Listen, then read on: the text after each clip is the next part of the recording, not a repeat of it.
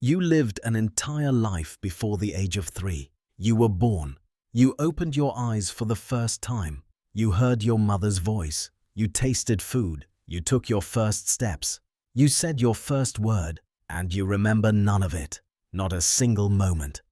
Most people assume the answer is simple. Your brain wasn't ready yet. You were too young. But that's not quite right. And the real answer is far stranger than you'd expect. Because your baby brain wasn't failing to record your life. It was recording everything. Your memories were there, but something destroyed them. In 1905, Sigmund Freud became the first person to put a name to this phenomenon. He called it infantile amnesia. Babies can form memories. We know this for a fact. In the 1980s, psychologist Carolyn Rovi Collier at Rutgers University ran an elegant experiment. She tied a ribbon from a baby's ankle to a mobile hanging above their crib. The babies quickly learned that kicking made the mobile move, and they loved it. When she brought the same babies back days later, they remembered. They started kicking immediately. Even 2-month-olds could hold that memory for a couple of days. 6-month-olds remembered for weeks. So infant brains can learn. They can store information. They can recall it. But those memories don't last. By adulthood, every trace is gone. And for decades, scientists couldn't fully explain why. The first part of the answer is structural. The hippocampus, a small curved structure deep in your brain, is the engine of memory formation. It's what allows you to take a lived experience, a birthday, a conversation, a walk in the rain, and encode it as an episode you can later replay in your mind. In adults, the hippocampus works with the prefrontal cortex to tag, store, and retrieve these episodes. But in infants, this system is severely underdeveloped. The connections between the hippocampus and the cortex are still being built. Key regions like the dentate gyrus, which acts as a gateway for new memories, aren't fully wired until somewhere between ages 2 and 4. So your infant brain could form short-term memories. It just couldn't move them into long-term storage the way an adult brain does. But that's only half the story. And honestly, what comes next is even stranger. Because in 2014, 2 neuroscientists in Toronto discovered something that changed how we think about infant memory entirely. Sheena Jocelyn and Paul Franklin at the Hospital for Sick Children had a hypothesis that sounded almost absurd. What if the very process that builds your brain is also what destroys your memories? Here's what they meant. In the first years of life, your hippocampus is producing new neurons at an extraordinary rate. This is called neurogenesis. And it's essential. Those new brain cells are what wire up the circuits you'll use for the rest of your life. But Jocelyn and Franklin suspected there was a cost. Every time a new neuron integrates into an existing circuit, it disrupts the connections that were already there. The connections that were holding your memories. To test this, they ran experiments on mice. When they artificially increased neurogenesis in adult mice, those mice started forgetting things they had previously learned.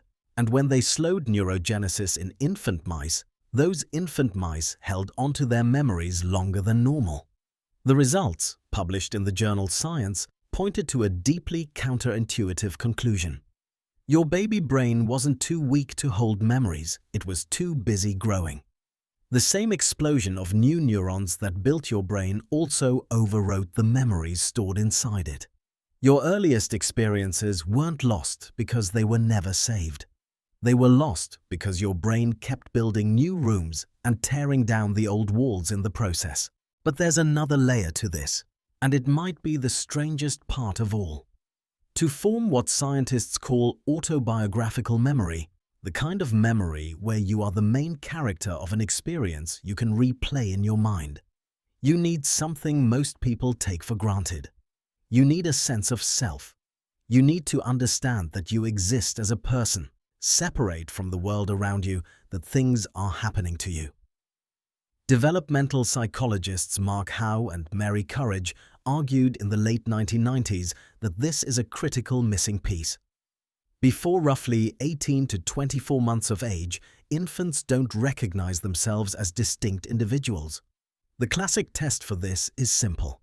Put a dot of rouge on a baby's nose and place them in front of a mirror. Before 18 months, babies treat the reflection like another child. They don't reach for the mark on their own face. After 18 months, they do. They recognize that the person in the mirror is them. And that moment, the birth of self-recognition, closely tracks with the earliest age at which autobiographical memories can form. In other words, you can't remember being a baby partly because there was no you yet. Not in the way that you experience yourself now. There was no narrator inside your head packaging experiences into a story that belonged to a person called you, which raises an uncomfortable question. If you had no continuous sense of self and the brain that held your earliest experiences physically rewired itself beyond recognition, is the baby in your old photos actually you? Or is it someone else entirely? Someone who lived in the same body but whose mind was literally disassembled and rebuilt, neuron by neuron, into the person you became. There's one more piece. Language. Developmental psychologist Catherine Nelson spent years studying how children form lasting memories. Her conclusion was that language doesn't just describe our memories, it structures them. Before you could speak, your experiences were encoded as raw sensory impressions, sounds, textures, emotions, light. But without words to organize them, those impressions had no framework to attach to. Once children begin speaking, and especially once they begin having conversations with adults about past events, their ability to form lasting memories improves dramatically. Language gives memory a skeleton. Without it, experiences are like water with no container. They exist in the moment, then they're gone. And this isn't just theory. Psychologist Chi Wang at Cornell found that the age of your earliest memory actually varies depending on your culture. In Western cultures, where parents frequently narrate their children's experiences, asking questions, telling stories, building personal narratives, earliest memories tend to start around age 3.5. Among the Maori of New Zealand, whose oral tradition places extraordinary emphasis on personal history and storytelling, average first memories reach all the way back to age 2.5. In some East Asian cultures, where early childhood narratives focus less on the individual, first memories tend to start closer to age 4 or later. The culture you grow up in literally shapes how far back your memory reaches. So here's what actually happened to your earliest years. Your hippocampus wasn't ready to build long-term memories, and even when it started to, the flood of new neurons tore through the circuits that held them. You had no concept of self to anchor experiences to, and you had no language to give those experiences a structure that could survive. It wasn't one thing. It was everything, all at once. Every human being who has ever lived went through this. Every person you've ever met has a black hole where the first years of their life should be. And the answer to why isn't that your brain was too simple.